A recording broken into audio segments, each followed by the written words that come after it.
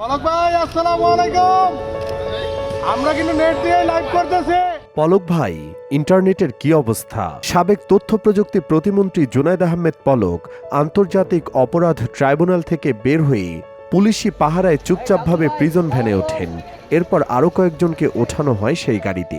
ভ্যানটি ছাড়ার পর ভেন্টিলেটর দিয়ে বাইরে তাকান পলক। এ সময় কয়েকজন গণমাধ্যম কর্মী তাকে উদ্দেশ্য করে বলেন, পলক ভাই, ইন্টারনেটের কি অবস্থা?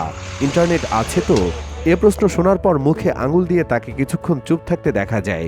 পরে পলক গণমাধ্যম কর্মীর উদ্দেশ্যে বলেন, আপনারা মুক্ত আছেন তো? আমরা বোবা। আপনারা মুক্ত আছেন তো? ইনশাআল্লাহ আছি। মঙ্গলবার দুপুর 1টার দিকে আন্তর্জাতিক অপরাধ ট্রাইব্যুনালের সামনে এই ঘটনা ঘটে। সরজমিনে দেখা যায়, প্রিজন ভ্যানটি ছেড়ে যাওয়ার সময় ভেন্টিলেটর দিয়ে বাইরে উকি দেন পলক। এ সময় কয়েকজন গণমাধ্যম কর্মী তাকে উদ্দেশ্য করে বলেন, পলক ভাই, ইন্টারনেট আছে? দিক দিগন্ত ডেস্ক।